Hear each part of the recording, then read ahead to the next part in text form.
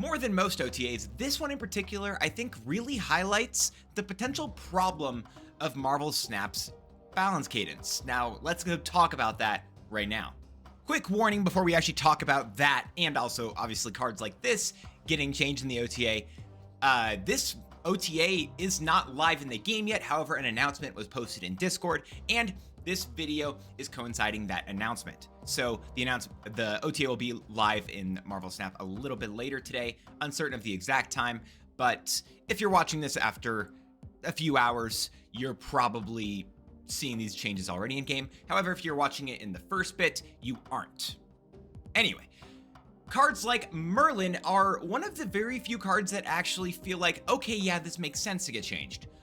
A lot of these changes in the OTA, while I'm not saying they're bad, right? All of these make sense, but the potential issue that you could arise with the balance cadence of Marvel Snap's OTAs, or just balance dates, whatever you want to call them, is more so just the fact that, yeah, I guess no one was asking for this, but is that a problem? I don't know. But it feels like a lot of times with these OTAs, I'm looking at cards like Merlin, and he lost 1 point of power going from a 2/3 to a 2/2. And Second Editor for what it's worth actually notes that he's just like a really versatile card, which we all kind of understood and agreed. But I think the location control in particular is what gives him too much edge over a lot of the other 2-cost competition, which makes a lot of sense why he goes down in power here. I honestly kind of thought that they would make the Omniversal Presence, which I think is the most powerful of his spells, because, I mean, the thing that affects your games most in Marvel Snap are the locations. So Omniversal Presence is his skill that allows him to change a location, but also gains him some power. I honestly kind of thought that would lose, like, it would only give him +1 instead of a +2, but I guess not. It is what it is. I think that this makes a lot of sense. I think this is a change that is very good for the health of the game. Merlin was just definitely by far and none like the best 2-cost for a while, I think. And so Merlin getting down in a point here is pretty nice. The worst part about this change, though, is that it does mean that Cerebro 4 can now use Merlin instead of like Nocturne, which unfortunately Nocturne isn't a good card. But Cerebro 4 gets to use Merlin, so you can go Mercury, Shadow King, and Merlin. Not really stoked about that, but it is what it is. But this is the one that I'm really questioning, though, just in terms of why this might be an issue in terms of the balance cadence of Marvel Snap. When you're releasing updates as quickly as this, you don't have anything that feels impactful. You don't have anything that you're like, okay, cool, yeah, I really wanted this to get changed, or, oh wow, this is pretty sick. And you can get some like that, but that happens once a month, maybe once every other month. And that's more so due to that would be more so the cadence that other live service games would be performing their OTAs or balance updates. So, is that a problem? I feel like you could argue that it is a problem in that there's nothing interesting in a lot of these OTAs, and people are going to consistently be saying that, oh, we want more big swings, give us more like reworks like a Tuma and stuff like that. But I think that in the end, it is still a positive, because it more often than not is just leaving us in a happy state with the balance of Marvel Snap. Now, there's always going to be issues, and for what it's worth, one of the actual issues you could be talking about with this OTA is the fact that, I will just give you a warning, Shu Lao the Undying is undyingly immune to this OTA, and most likely, in my opinion, will be immune to OTAs until, I'm going to guess, the beginning of next month, in which they're going to knock 2 points of power off the card. That's my personal guess, and that's where I'm sticking with it. I don't think the +3 is unfortunately going anywhere for a very long period of time. We're gonna wait to see how that actually goes. Merlin getting hit, though, is a shadow nerf to Shu Lao, as the skills that Merlin provides are absolutely phenomenal for Shu Lao's synergy. So we'll see I want to see how much this affects Shu Lao's win rate. Currently in Infinite, I think in like the top 50% of Infinite, it was like 65% of games had Shu Lao in it. So I'm interested to see how much that affects, or how much that changes with Merlin's, reduction in stats here. Overall, again, I do think this is a good change specifically here. However, it also is highlighting stuff like, okay, Shu Lao isn't gonna probably get hit for a bit. I hope they don't do the full Loki thing where they just nerf a lot of other cards around him, like where they nerfed Collector and stuff like that, or where they buffed the wrong cards around them. Remember when they buffed up Mobius to a 3/4 because they wanted Mr. Fantastic First Steps to be a not so oppressive card? Yeah. Didn't love that either, but do not mind this change in particular. All right, is it a hot take to say that I really am not a fan of Phantom X? I don't know. I need to try him again, most likely with this latest OTA, in which he is now a 4-7 in comparison to a 4-6. All right, so I want to read Second Dinner's logic here to y'all, because this is where I start to question it. Because they said the Phantom X was a really big swing in the deck building cost requirement, because it requires the discarding and destroy strategy that really hadn't been required before, Wild Child notwithstanding. And they're still trying to gauge the cost to reward ratio on these quests. And he can potentially be a 4-18 with his 6 power stat line. Now he is potentially a 4-19. I don't think that matters with such a difficult quest. And they said that tuning his deck building cost would destroy his hybrid identity, which they said they want him to have that identity. They want him to be both. They're trying to just increase the power of him. But they also ended off with they're continuing to learn about the class of cards and how realistic their expectations are on players. Now, a couple things to note with that. In March, there are data mined cards with a brand new text or a brand new style of ability called Objective, which say, do this, then you get this bonus. And Phantom X feels like a card that maybe should be that instead of an activate, because those cards just trigger at the end of turn, and I think there's like static effects for them, so they can count the board at the whole time, kind of like this. So you, if Phantom X said Objective, discard and destroy card your cards or something like that. I don't know the wording there, whatever. Anyway, then you get the affliction bonus. Maybe he would be better, because then you don't have to spend the time to activate him. You don't have Super Adaptoid, which, let's be fair, isn't really common, but still is a thing that people like to tech in. And then you have just less options in terms of like what you're supposed to fight the card with. And I feel like Phantom X, I also just don't enjoy his like strategy of gameplay. I don't know. It hasn't felt rewarding to me personally. So this is one where I'm kind of like, okay, whatever. Like the best card I've heard people talk about with Phantom X is Marrow. And I don't know how to say this, so I'll just say it here. Marrow also is a destroy card. It's like Dakin. Dakin isn't a card you put in discard and destroy. It's that. And so I'm kind of like, you know what I mean? It just doesn't feel great. It doesn't click to me. I don't know. But yeah, I guess this is a change that probably is good. Again, I just kind of don't care. There is a large vacuum in the move archetype, according to Second Dinner, and that is left after Human Torch was reduced from a 3-cost 3-power card to a 3-cost 2-power card. So they said, listen, we understand there's a big vacuum. Dryad Vulture?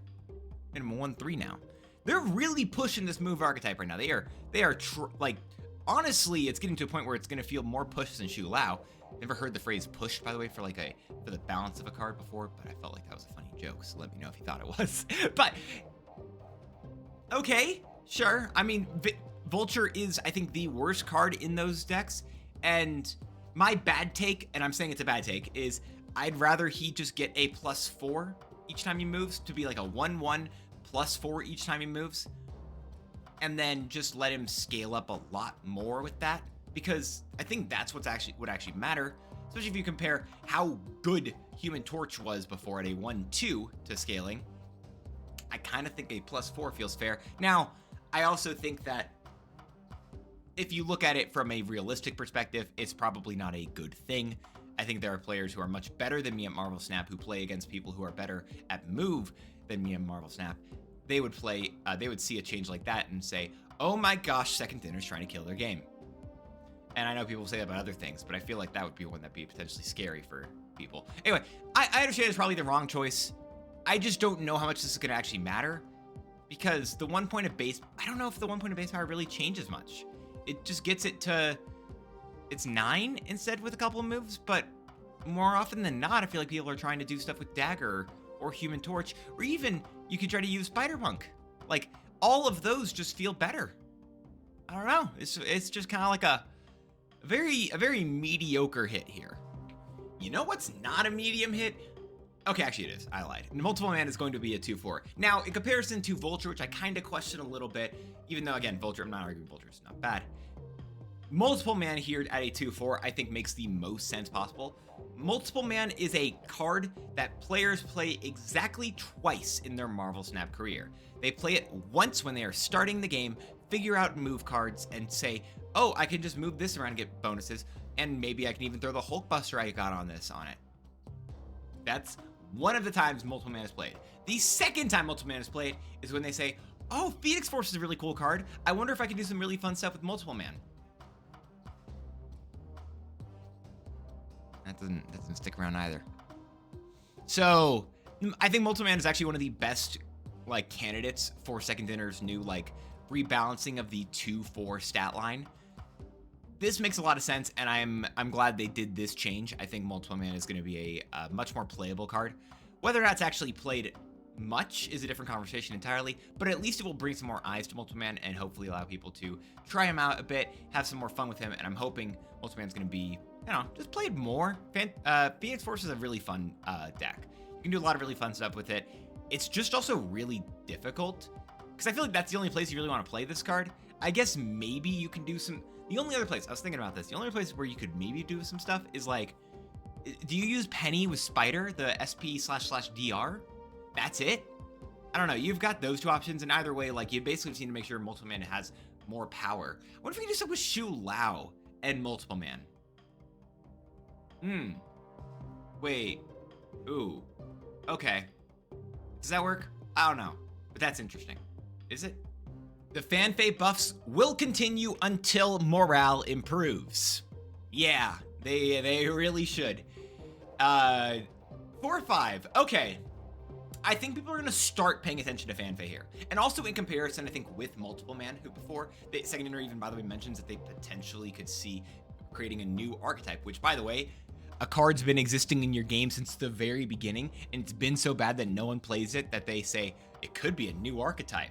What do you mean a new archetype? That's that you cannot provide me leftovers and say this is a new meal. No, I had leftovers back in my first week of Marvel Snap when I played Kraven with Multiple Man and Hulkbuster, and that was it. Don't you tell me I'm getting a brand new archetype here when I'm getting the same stuff from before. Although to be fair, Fanfei is a new card-ish. I don't know, she's newer. But giving your other cards here +1 power and moving them to the right. Still the same activatable ability. However, she has a 5 power stat line. She was a 4-7 that moved cards to the right. Now she went to a 4-4 and they just removed the plus from her. They removed 3 power from herself and put it the potential of 3 power into her ability. And now you have the potential of her being a 4-8. But potentially more if you're moving the right cards. Okay. I'm actually interested in if Fanfei is going to be a good card. I think this is extremely interesting, and I don't know if it will be the correct thing to do or if people will be playing it, but it's interesting to me. I like this idea. I like this potential. I hope it works out. It's cool. This feels like a way that... I feel like there's a way you can do Fanfei and even Multiple Man same deck. Like, I think there's some... I feel like we're getting close. We're really close to being able to do something with this deck, and I don't know if we are there yet. But, like, I feel like a lot of the big move decks have struggled with a Heimdall. You wouldn't be running a Heimdall. I feel like you're running these cards. I think it's Spider. You're doing merge stuff as well. It's probably like a Phoenix Force list, like, Force less, so no Phoenix Force. I feel like there's something here with Fanfei and Multiple Man that you're building into a really big deck, DECK, and I'm uncertain if it's enough, but it's got my attention. It's on my radar. I don't know if we're there yet, but I see it. I see it approaching in the horizon. I don't know if we're meeting it too soon, but like I like this idea. Now, this is the best change to the OTA, and this is my completely unobjective opinion. Nah, I like this a change because I'm addicted to Werewolf by Night. Even, which, by the way, even being addicted to Werewolf by Night, I still think the Merlin change is fair. Klea's awesome, great card, and is now a 1/3 in comparison to a 1/2. Same ability where this, this permanently gains power. You're adding that Flames Faulty into the hand, which if you don't know what that does, that is a -3 power skill. It afflicts an enemy card at its location with -3 power. So this is an interesting one, and I'm wondering if this is going to matter for one big reason in that. Okay, if I wasn't wanting to play this card before, does the extra point of power really matter considering I already wanted to buff it? I do think that with Shang-Chi and his 10 rings coming out week after next, I'm interested if this is going to be enough of an incentive to try to play them all together. If it is enough of an incentive, then my secondary question is why, does it actually need to keep this point of power? Because she can put out a lot of power with, the 10 rings, like the upgraded 10 rings, continually putting +1 on her. Also cards like Marvel Boy. You can do some stuff with like Lockheed because you're playing a lot of 1-cost cards, and you can do Shu Lao stuff. Like, there's a lot of stuff you can really combo with her, and I'm uncertain if this is going to really matter. They do also say they're buffing her to help Shang-Chi, Master of the Rings, which makes me question how good that card is going to be. I thought it was still gonna be fine. I know that technically you're gonna have one more card in your deck, I think is the way that's gonna work. But I don't know if that's gonna be a big problem here. This is a really interesting card that I don't know if it's gonna be okay or not. I kind of feel like, again, I'd rather them buff the rewards of these cards rather than the base stat lines when they have the option. So when you add the Flames Faultine are currently a -3. People have been talking about how Prowler's Remote Mines skill might be broken because it's a -4.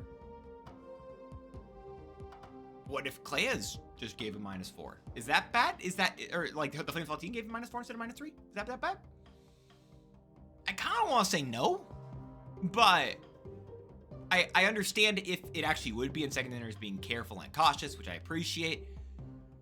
In comparison, what Shu Lao has, but I cannot stop talking about Shu Lao because, again, the card just being dodging everything in this OTA is kind of so wild. But all right, Klea is a good change. I like this one. I'm down for more buffs to just hand buff type of stuff, buffs to just a cool card that I enjoy playing, more skills. Let my Nicholas Scratch get even better. Okay, we're chilling. I remember asking for this card to be a 4/5. Iron Lad is actually getting buffed to a 4/7. Yeah, that's fair.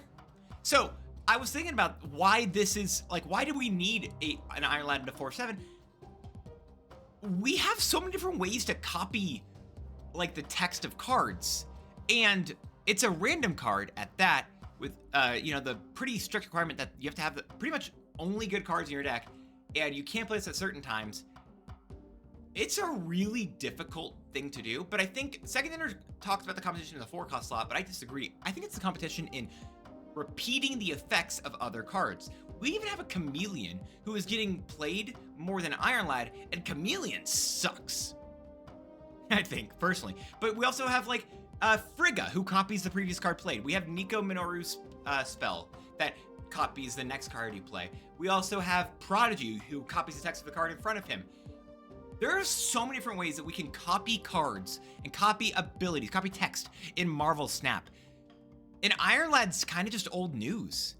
He's not a competitive card like Mystique is because of her 4-cost stat line.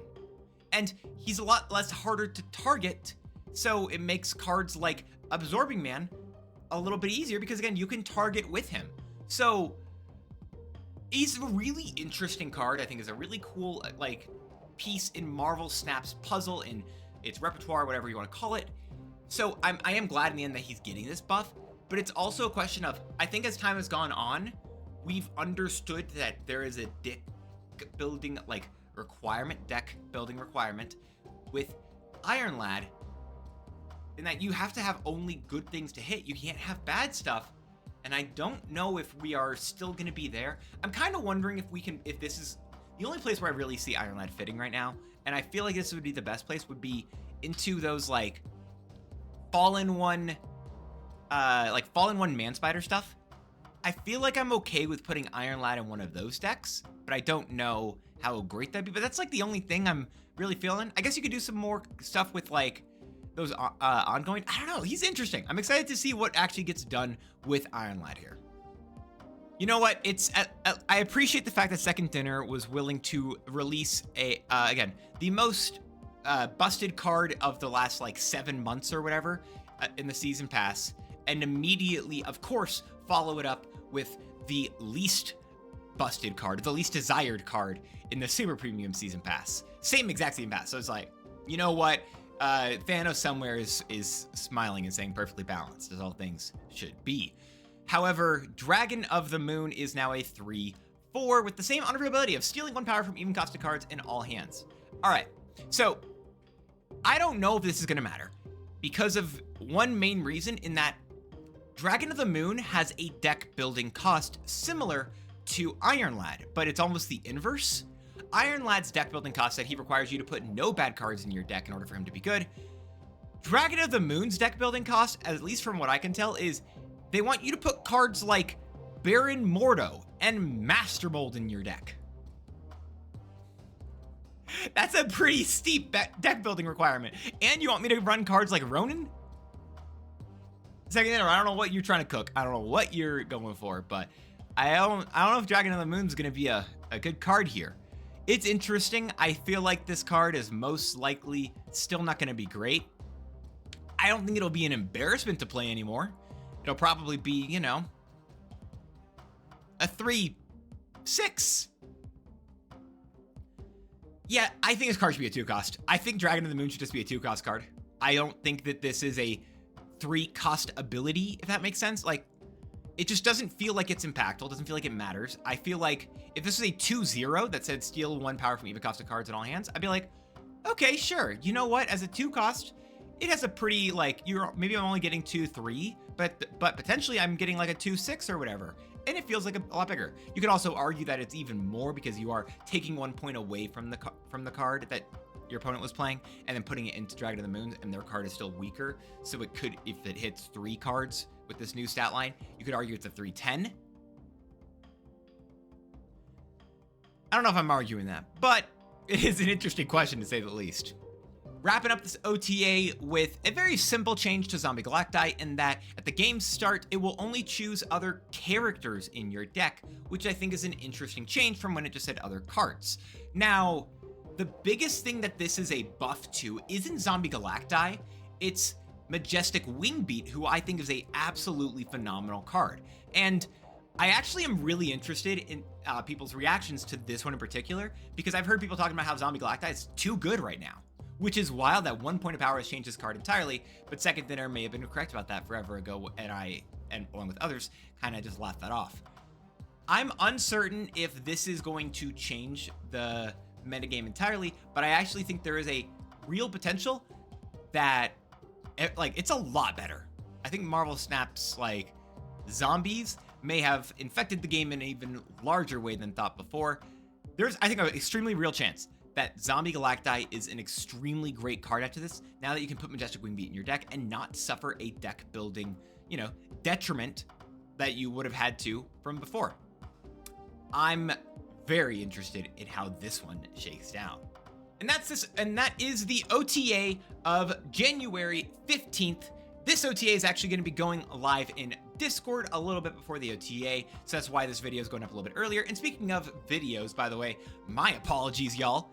I was sick for a week, and then I got to deal with just a bunch of school and everything I had to catch back up on. But I promise I've got an amazing and a banger of a video coming out for y'all on Tuesday. I cannot overstate how stoked I am for this video, but you'll have to see it then.